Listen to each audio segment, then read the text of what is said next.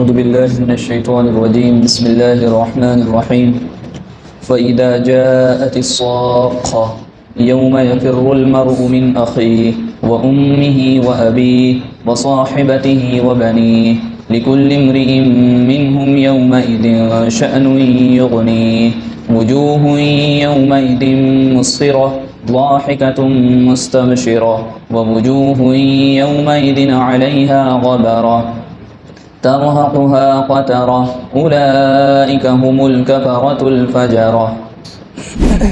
ابھی تک کے جو چیزیں ذکر ہوئیں اس میں بتایا گیا کہ اللہ کی یہ نعمتیں ہیں، لیکن اس کے بعد بھی اگر کوئی ناشکری کرتا ہے، اس کے بعد بھی اگر کوئی اللہ کے حکموں پر نہیں چلتا ہے اور اللہ کی نعمتوں کی ناقدری کرتا ہے، فَإِذَا جَاءَتِ الصَّاخَّةُ، تو ابھی جب تک کہ زندگی ہے کر لو، فَإِذَا جَاءَتِ الصَّاخَّةُ، جب ایک ایسی آواز آئے گی جو کانوں کو بہرا کر دے گی تب پتہ چل جائے گا۔ فَإِذَا جَاءَتِ الصَّاخَّةُ، صاخہ کہتے ہیں ایک ایسی آواز کو جو کانوں کو بہرا کر دے،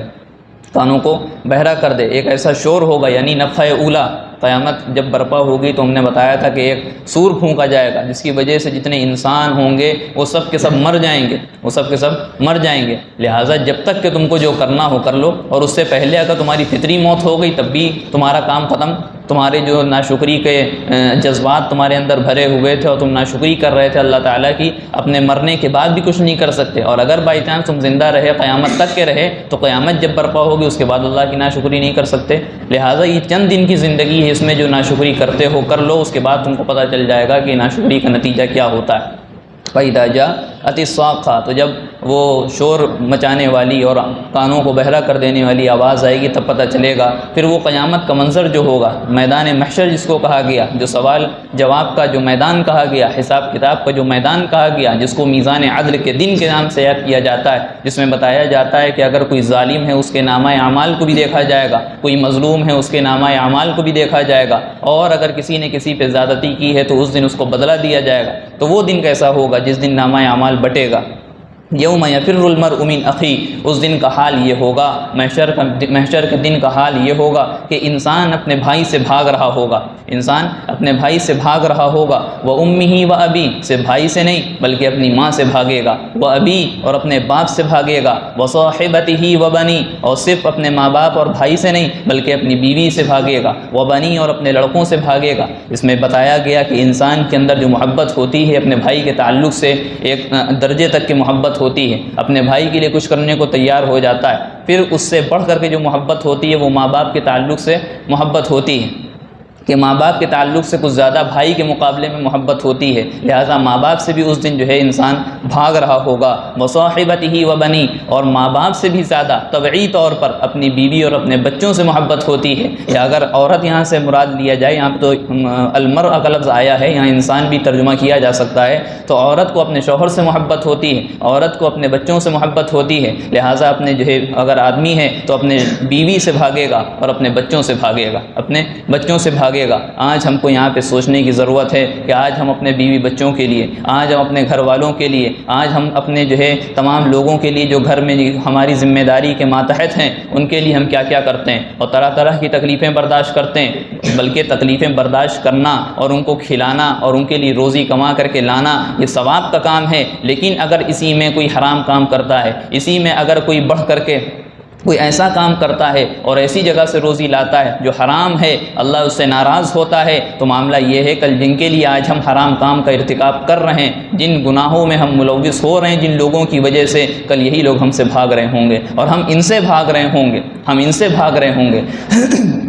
آج ہم نے بچوں کی تربیت کر دی اور ان کو ایک ایسے اسکول میں پڑھا دیا کہ وہ جو ہے ایک مہینے میں جا کر کے بہت اچھی انگلش بولنے لگے، لیکن ان کی صحیح تربیت کی فکر نہیں کی، ان کی صحیح پرورش کی فکر نہیں کی، ان کے صحیح عقیدے کی فکر نہیں کی، ان کے ذہنیت جو بدلی جا رہی ہے اس کی ہم نے فکر نہیں کی، تو ہم کو تو یہ دنیا میں ہی پتہ چل جائے گا کہ جب ہمارا آخری وقت گویا کہ ہوگا تو کیا ہم کو اس چیز کا بھی جو ہے خیال نہیں ہے کہ ہم کو آخری وقت میں کوئی کلمے کی تلقین کرنے والا ہو۔ لہٰذا اپنے بچوں کی صحیح تربیت کی فکر کرنی چاہیے۔ چاہیے، تو وہ دن ایسا ہوگا کہ آدمی اپنے بھائی سے بھاگے گا، اپنی ماں سے بھاگے گا، اپنے باپ سے بھاگے گا، اپنی بیوی سے بھاگے گا، وہ بنی اور اپنے بچوں سے بھاگے گا۔ لِكُلِّ امْرِئٍ مِّنْهُمْ يَوْمَئِذٍ شَأْنٌ يُغْنِيهِ، اس دن ہر انسان کی ایک الگ شان ہوگی، اپنے الگ جو ہے ایسا حال ہوگا کہ اس کو وہ حال اس کو تمام طرف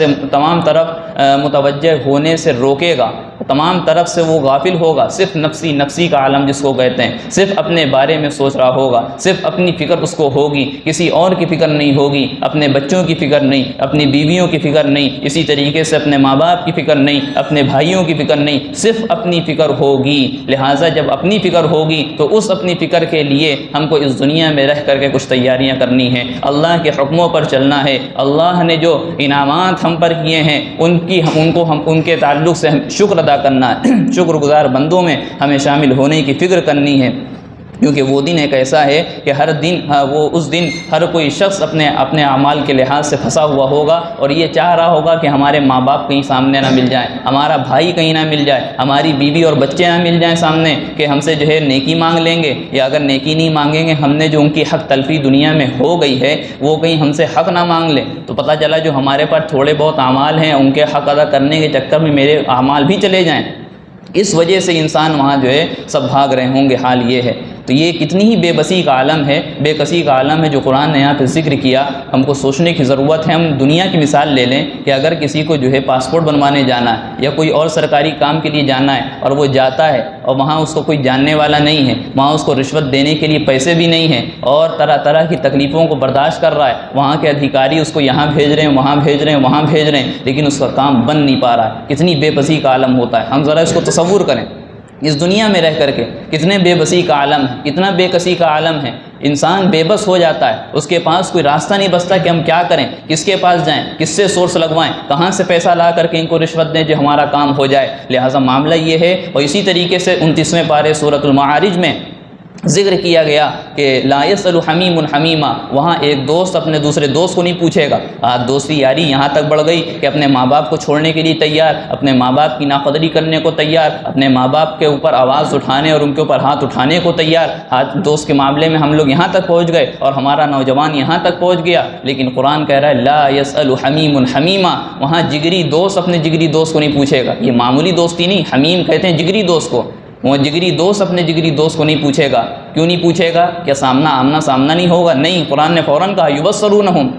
آپس میں ایک دوسرے کو دیکھ بھی رہے ہوں گے لیکن ایک دوسرے کو پوچھیں گے نہیں۔ یبصرونہم یود المجرم لو یفتدی من عذاب یومئذ ببنی، وہاں مجرم جو ہوگا وہ چاہے گا کہ ہم کسی طریقے سے عذاب سے بچ جائیں اور اس کے فدیے میں بھلے ہی ہمارے بچے کو دینا پڑ جائے۔ یبصرونہم یود المجرم لو یفتدی من عذاب یومئذ ببنی وصاحبتہ واخیہ، اور اپنی بیوی کو اور اپنے بھائی کو دینا پڑ جائے فدیے میں، عذاب سے بچنے کے لیے ہم اس کو بھی دینے کو تیار ہیں۔ وصاحبتہ واخیہ وفصیلتہ التی تؤوی، اور اپنے اس گھر کو اور ان گھر والوں کو دینا پڑ جائے فدیے میں جس میں وہ پناہ لیا کرتا تھا، اس دنیا میں رہا کرتا تھا، وہ بھی دینے کو تیار ہیں لیکن ہم عذاب سے بچ جائیں۔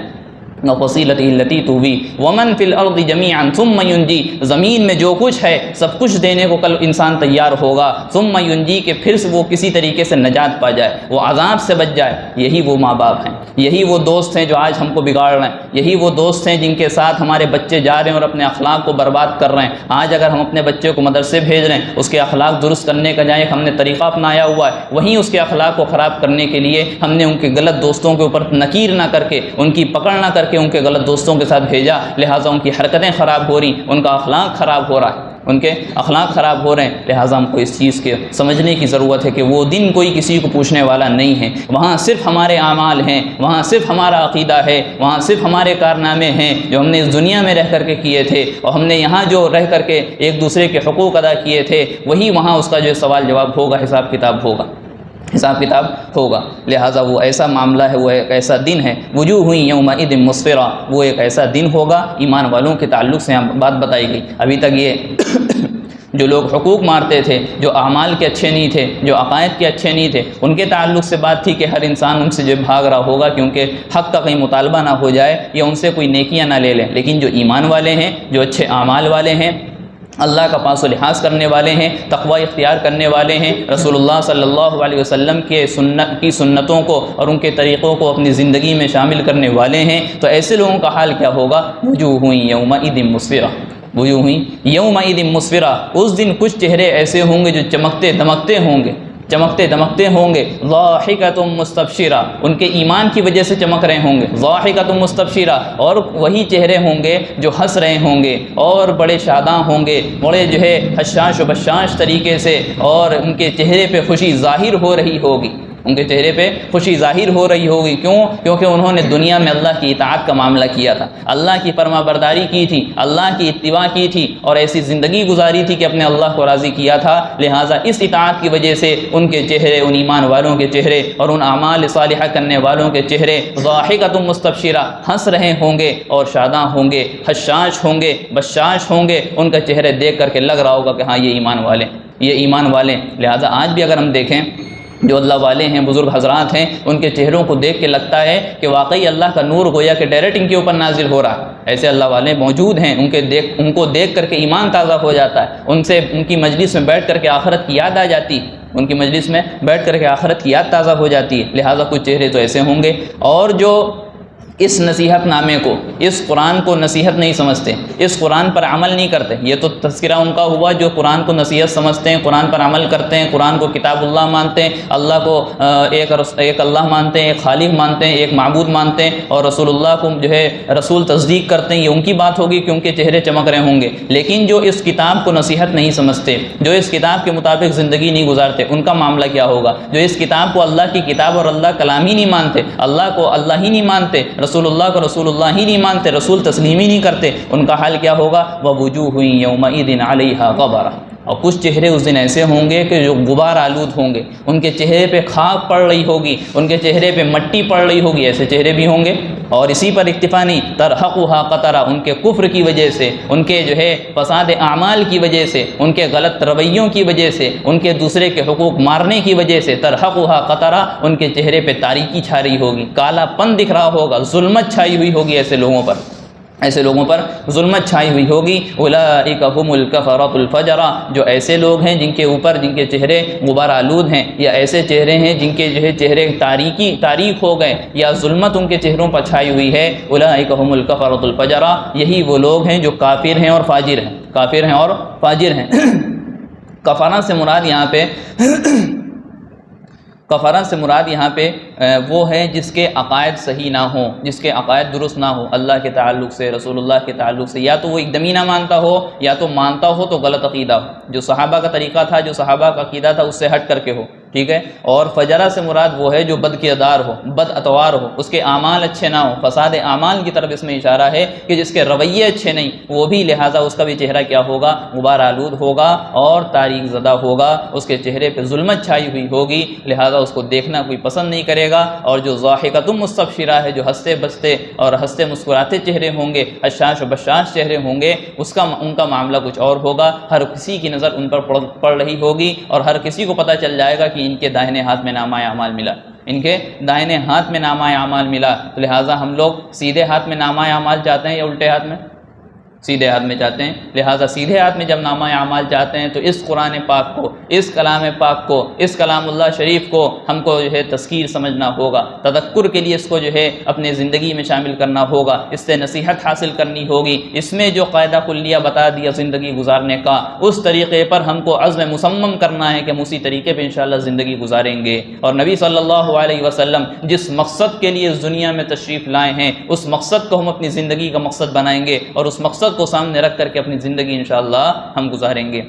جب اس طریقے سے چلیں گے تو اللہ کی ذات سے پوری امید ہے کہ اللہ تعالیٰ کل قیامت کے دن میدان محشر میں ہمارے دائنے ہاتھ میں نامہ اعمال سونپیں گے، اور اسی طریقے سے اس دن ہمارے چہرے انشاءاللہ وجوہ یومئذ مسفرہ، ہنستے بستے ہوں گے، کھلکھلا رہے ہوں گے، وہ چمکدار ہوں گے، ضاحکۃ مستبشرہ، حشاش بشاش ہوں گے۔